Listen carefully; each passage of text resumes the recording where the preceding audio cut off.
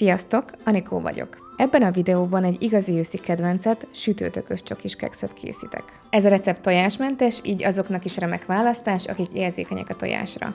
Az összetevők pontos mennyiségeit megtaláljátok a videó elején, valamint a leírásban.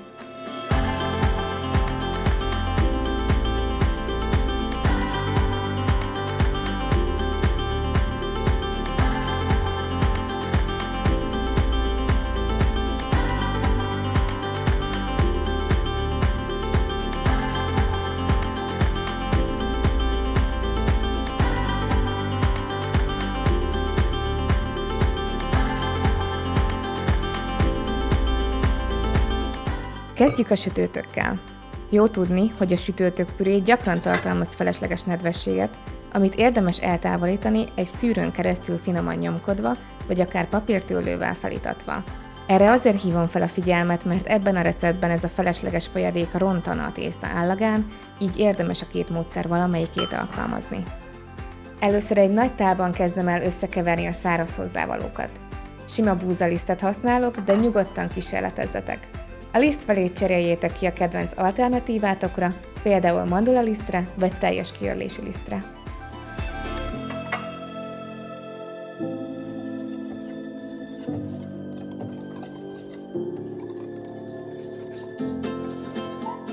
Most jöhet a nedves rész. Egy tálba kanalazom a mézet a vajra, és együtt olvasztom őket a mikróban körülbelül 1 percig. Érdekességként említem, hogy a vaj fogyasztása egy több mint 600 000 főt követő metaanalízis szerint napi 14 g körüli mennyiség semleges hatásúnak bizonyulhat a szív- és érrendszeri betegségekre, valamint a 2-es típusú cukorbetegség kockázatát 4%-kal is csökkentheti. A méz pedig nem csak édesít, de 18 klinikai vizsgálat alapján csökkentheti a vércukorszintet, a koleszterint, a triglicerideket, miközben növeli a jó koleszterint. Ráadásul gyerekeknél kezdetben hatékonyabb a kőgés enyhítésére, mint sok recept nélküli szer. Ehhez a langyos, illatos mézes vajas keverékhez adom hozzá a sütőtökpürét és a fűszereket. Érdemes kiemelni a fűszerek közül a fahéjat, ami antioxidánsokban gazdag. Klinikai vizsgálatok szerint napi 1,5 g alatt képes csökkenteni a vércukorszintet, a koleszterint és a triglicerideket. Emeli a HDL, azaz a jó koleszterint, valamint a vérnyomást is mérsékelheti. Ezt a keveréket öntöm hozzá a száraz hozzávalókhoz, majd hozzáadom a vanília aromát is.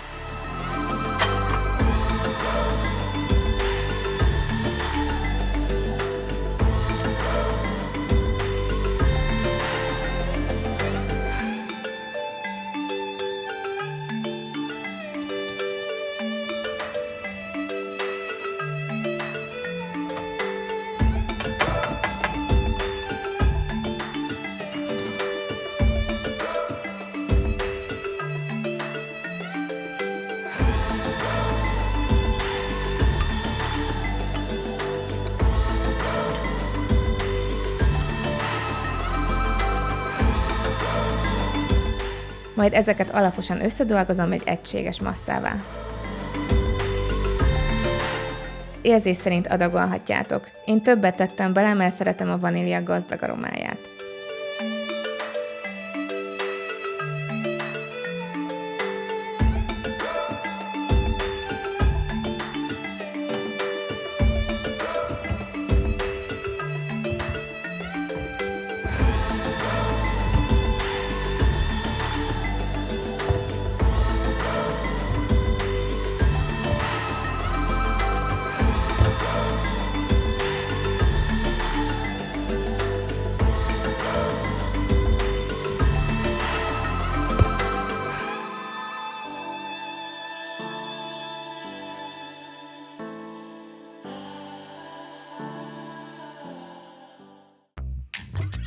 Következik az étcsokoládé. 70%-os sötét csokit vágok közepes és apró darabokra, majd beleforgatom a tésztába, valamint hagyok egy keveset a díszítéshez. Szintén érdekesség, hogy a sötét csokoládé flavonoljai 31 klinikai vizsgálat szerint csökkenthetik a vércukorszintet. Egy 2024-es tanulmány azt mutatta, hogy az amerikai étcsokoládék 43%-a túllépi az ólom, 35%-a a kadmium határt. Főként organikus változatoknál, ezért érdemes EU megfelelő 70%-nál magasabb kakaótartalmú termékeket választani.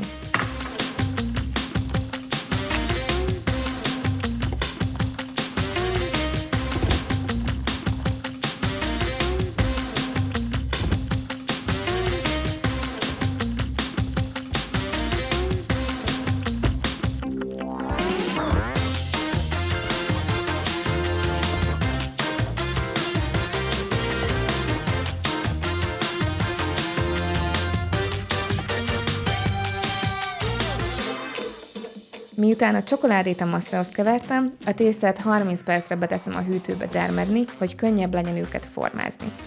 Közben előmelegítem a sütőt 170 fokra alsó-felső sütéssel.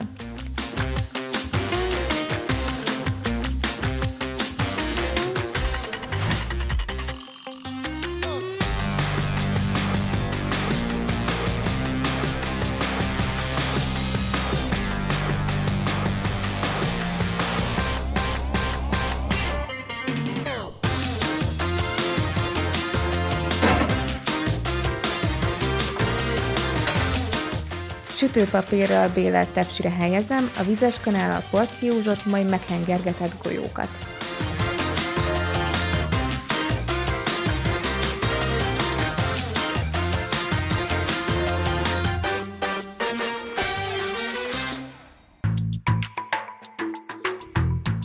Most jön a formázás. Ha ropogósabb kekszet szeretnétek, akkor egy benedvesített pohár talpával lapíthatjátok ki a golyókat, ahogy én is tettem, vagy egyszerűen a kezetekkel nyomkodjátok le őket.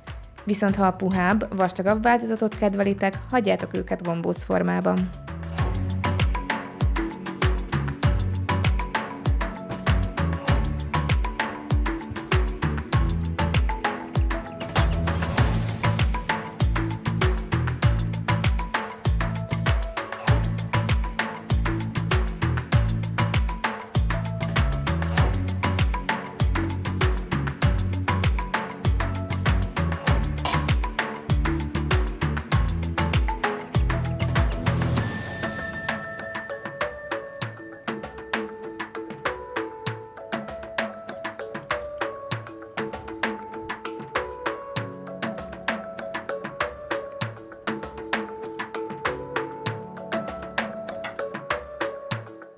A maradék csoki darabokkal még kipótolom, ahol szükséges, majd beteszem a sütőbe 11 percre sülni.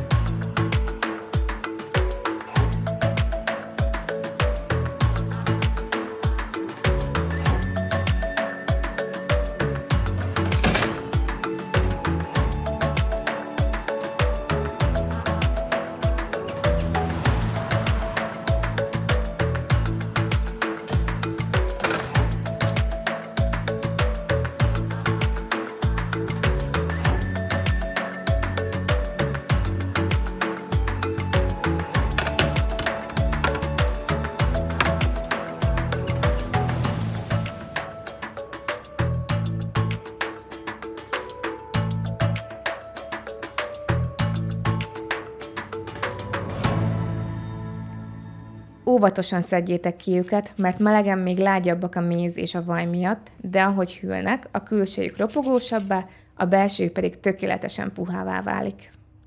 Bízom benne, hogy tetszett ez a recept, és kipróbáljátok otthon. Írjátok meg kommentben a véleményeteket, kíváncsi vagyok rá. Köszönöm, hogy velem tartottatok, hamarosan jövök újabb tartalmakkal.